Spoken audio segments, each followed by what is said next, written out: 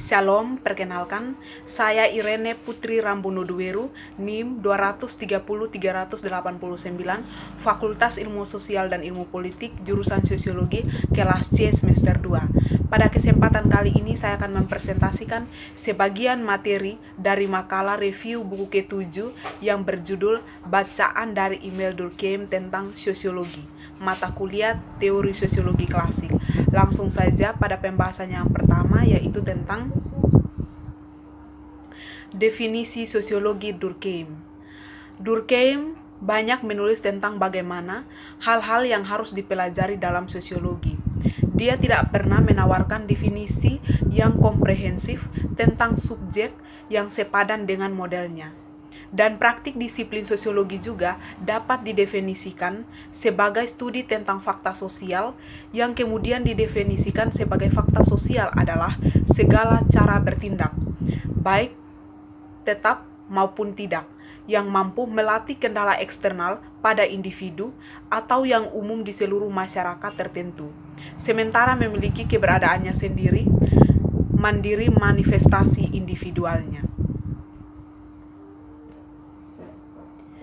Definisi sosiologi sebagai studi tentang fakta-fakta sosial mungkin tampak jelas hari ini, tetapi itu mungkin karena fakta telah menerima poin bahwa Durkheim dulu berusaha untuk menetapkan, yaitu bahwa terdapat faktor penghambat dan penentu sifat sosial yang harus diperhitungkan dalam menjelaskan perilaku manusia. Selanjutnya, dengan menegaskan fakta sosial, itu dianggap sebagai benda. Ia berusaha membujuk sosiolog untuk mengadopsi yang terpisah sikap ilmuwan, mengesampingkan semua prakonsepsi, dan mencari empiris indikator faktor-faktor yang dikonseptualisasikan secara teoritis, yang beroperasi di bawah permukaan peristiwa. Pembahasan bagian yang kedua yaitu tentang tugas sosiolog. Tugas sosiolog adalah mengungkapkan dan menganalisis struktur yang mendasari atau kecenderungan terstruktur yang menentukan fenomena dan peristiwa, seperti kejahatan dan hukuman, bunuh diri, kepercayaan dan ritual agama, dan lain-lain. Tugasnya sebagaimana didefinisikan oleh Durkheim, oleh karena itu merupakan salah satu analisis struktural. Bidang sosiologi dibagi dalam 3 divisi utama, yaitu morfologi sosial, fisiologi sosial, dan umum sosiologi. Morfologi sosial berkaitan dengan distribusi dan organisasi orang dan sumber daya dalam masyarakat. Substrat material, fisiologi sosial dibagi lagi menjadi spesialisasi yang berkaitan dengan institusi sosial yang berbeda, agama, hukum, ekonomi, dan lain-lain. Sosiologi umum akan dibangun di atas temuan-temuan khusus dan pada akhirnya mengungkapkan kecenderungan dan hukum kehidupan sosial yang paling umum. Pembahasan yang ketiga yaitu tentang model rangkaian fenomena sosial.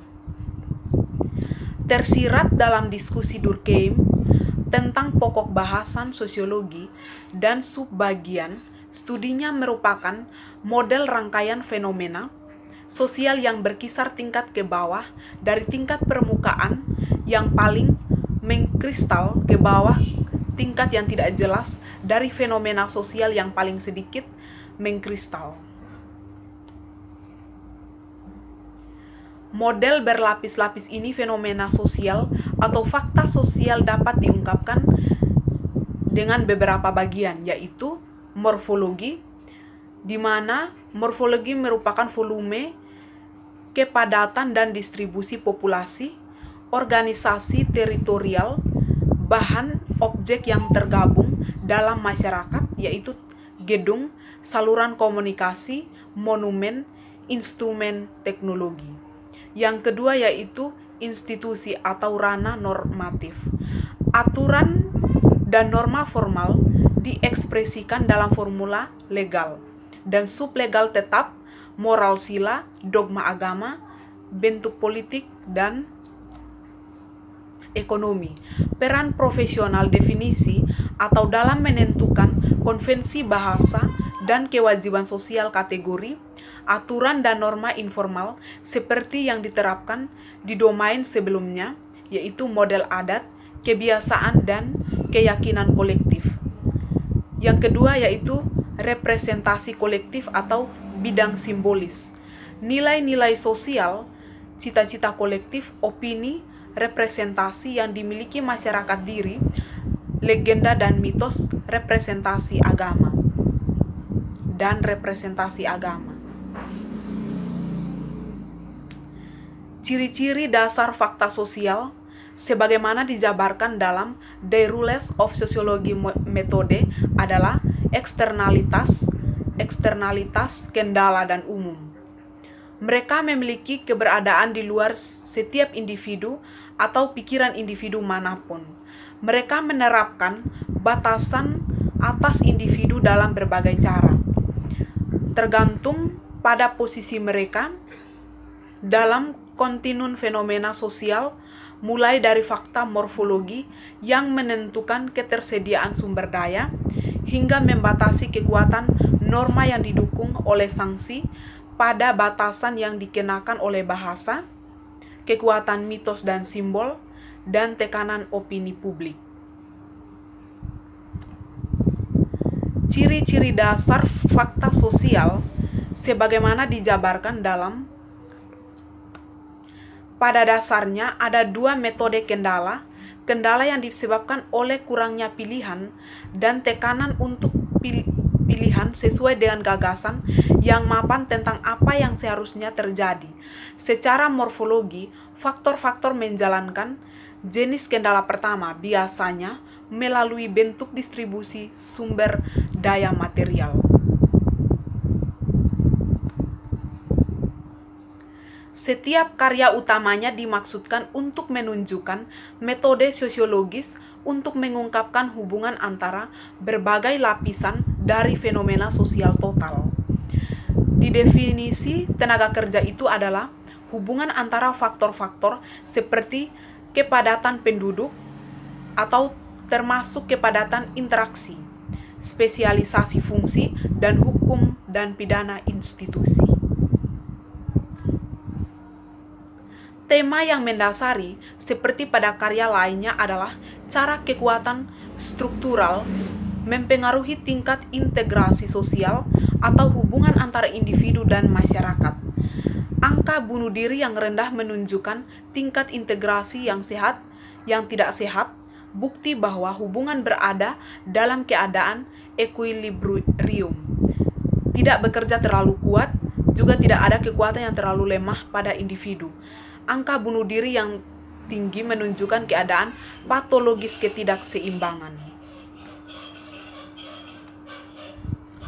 Pembahasan yang keempat yaitu bentuk dasar kehidupan religius.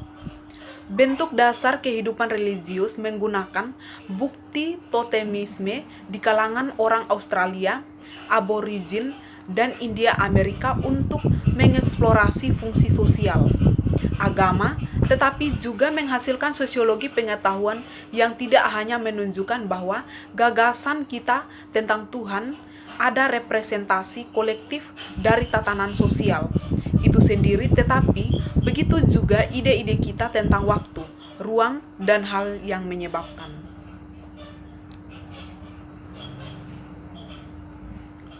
Analisis yang dikembangkan dalam etika profesional dan model kewarganegaraan adalah analisis langsung.